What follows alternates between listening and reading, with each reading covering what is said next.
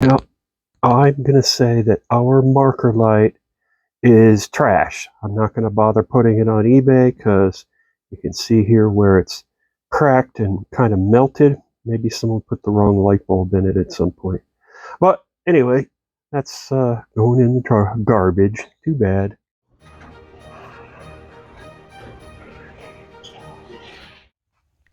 Hey Jim, more on the Ford today. I'm going to replace these ridiculous smoked headlights and the smoked taillights with something a little more original and traditional. This thing has these terrible smoked aftermarket headlights and parking lights here, so I'm going to get rid of those. These had some LED light bulbs in them too. These guys, they were just awful. They're noisy. They have a little fan built in that goes when they come on, and it's supposed to have a high beam and a low beam, and it's just the same. You click high beam, nothing changes. I mean, the light pattern goes ding ding, but nothing really changes. So those are going away, and we're going to go back to the original type of headlight bulbs. Yeah, dumb smoked thing. That's going to look so much better. Yep. Oh, that's going to be so much better. Oh, yikes. Before, after. Holy mackerel, that looks better. And this one fits right. The other one always kind of stuck out a little bit here.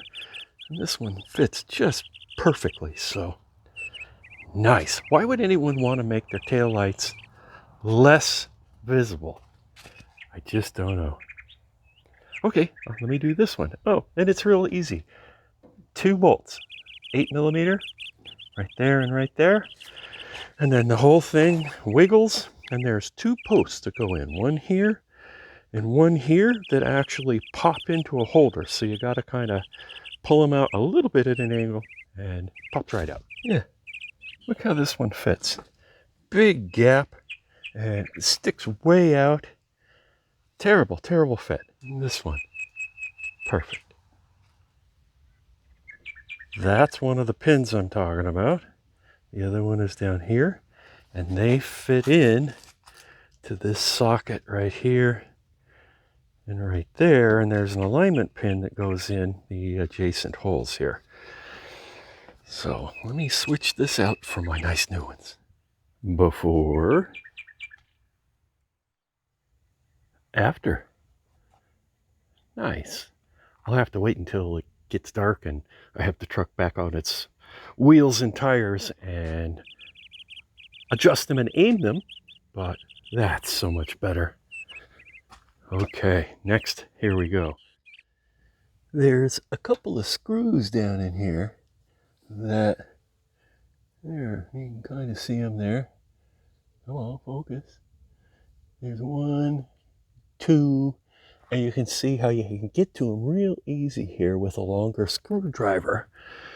And on this side, well, it's not going to be so easy because a guy pulled out in front of me to get his Honda Fit smashed to smithereens, and it bent my bumper up. So now I can't really get to those screws, but I'll be able to get to them, I think, if I go underneath the bumper. And then the headlights come out by, you have to pull out that little clip, and then there's another one right here, and then on the back side down below here, there's, let me show you. This is the new light. So down low there's this little jewel, and it's got these tabs, and it's set in a hole.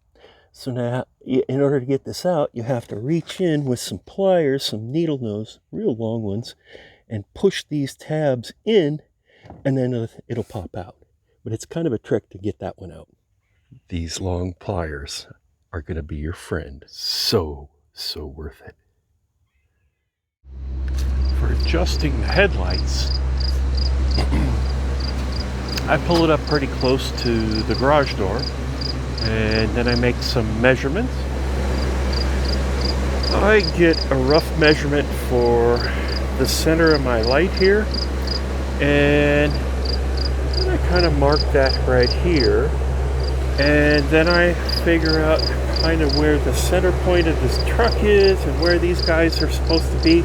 So I get kind of a measurement where my headlights really should be shining if they were perfectly level and perfectly straight with the front of the truck. So I adjust them to those marks. I use that screw there and that screw right there to adjust left and right, up and down, and get them all dialed in, and then back up 25 feet. Supposed to be, roughly 25 feet. Doesn't have to be crazy accurate. And it's also supposed to be on perfectly level ground, which I don't have. I have a slight slope here. But what I'm going to end up doing is just aiming the lights at 25 feet, roughly to my front axle. I'm going to aim them a little bit lower than where their center points were on the garage when I was up close.